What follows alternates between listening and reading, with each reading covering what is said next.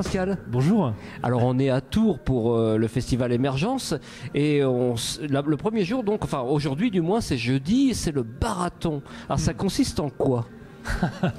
Ah, là, il aurait fallu demander aux organisateurs, mais... Ah oui, vous en faites partie, donc vous avez une petite idée du truc. Je suis pas organisateur, moi, hein. Je suis artiste invité. Mais ça doit être la deuxième fois que je le fais, je crois. Oui, je l'avais déjà fait une fois, il y a 2-3 ans. Et en fait, c'est des concerts organisés dans quelques bars de Tours, avec des formations... je crois, il n'y a pas forcément que des formations locales, d'ailleurs. Je crois qu'il y a des Toulousains qui jouent ce soir aussi. Ouais, c'est voilà, ça, quoi, des petits concerts de 3/4 d'heure. L'idée d'amener un peu le jazz dans des lieux où on n'a pas forcément l'habitude de l'entendre. Ce qui est une très bonne idée. Hein, Voilà, ce qui nous amène à vous, c'est pour ça que je dis que vous en faites partie, c'est au sens musicien, bien entendu. Alors vous venez de vous produire là à l'instant, vous étiez tout seul avec une guitare. Comment on peut qualifier votre style? C'est un style, je sais pas. Déjà, c'est le répertoire. J'ai entendu une influence folk assez forte. Oui.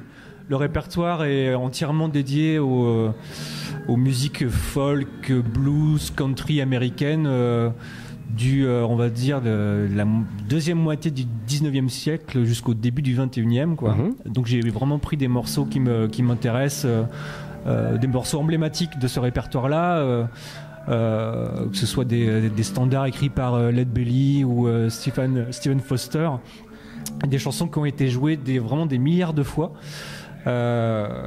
Et voilà, je me suis quand même assez vite rendu compte que c'était une musique qui me tenait vraiment à cœur. Et surtout, j'ai réalisé au bout d'un certain temps que en fait, c'est la première musique que j'ai jouée à la guitare quand j'avais 14-15 ans. Quoi. Donc il y avait bien quelque chose à faire. Parce que quand j'avais 14-15 ans, c'était il y a déjà un petit moment quand même. Donc là, tout naturellement, je suis revenu à ce répertoire-là il y a 5-6 ans. Ça fait à peu près 5-6 ans que je joue.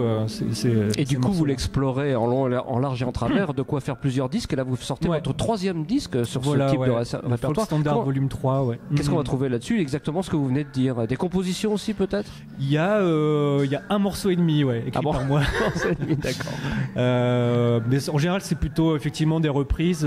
Mais il est arrivé, sur les 2 premiers volumes, j'ai fait 2 compositions. Alors, je vais vous laisser le soin de rappeler le titre de l'album et le label sur lequel il est sorti. Alors le Folk Standard volume 1 est sorti sur le label Sans Bruit.